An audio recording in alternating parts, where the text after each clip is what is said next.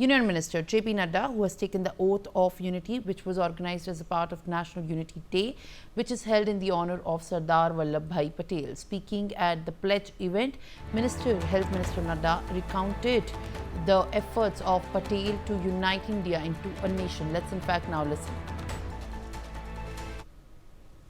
मैं सत्य निष्ठा से शपथ लेता हूं कि मैं राष्ट्र की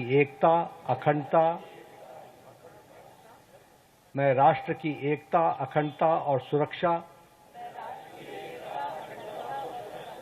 को बनाए रखने के लिए स्वयं को समर्पित करूंगा और अपने देशवासियों के बीच यह संदेश फैलाने में भरसक प्रयत्न करूंगा। मैं यह शपथ अपने देश की एकता की भावना से ले रहा हूं, जिसे सरदार वल्लभ भाई पटेल की दूरदर्शिता एवं कार्यों द्वारा संभव बनाया जा सका। मैं अपने देश की आंतरिक सुरक्षा सुनिश्चित करने के लिए अपना योगदान करने का सत्य निष्ठा से संकल्प करता हूं। बहुत बहुत धन्यवाद।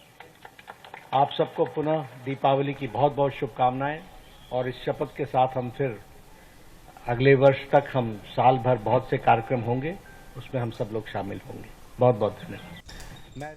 All right, my colleague Sanjay Sharma joins me live on the broadcast to share more details about the Union Health Minister taking oath on the eve of the Rashtriya Ekta Divas.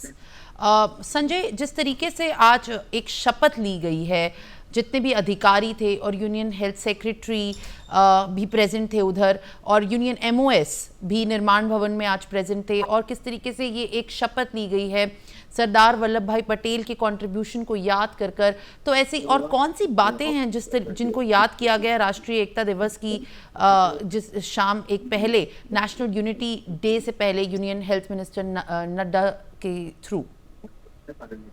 देखिए, आज़ादी के समय भारत देश काफ़ी सारी रियासतों में बटा हुआ था। सरदार पटेल का योगदान कोई भूल नहीं सकता।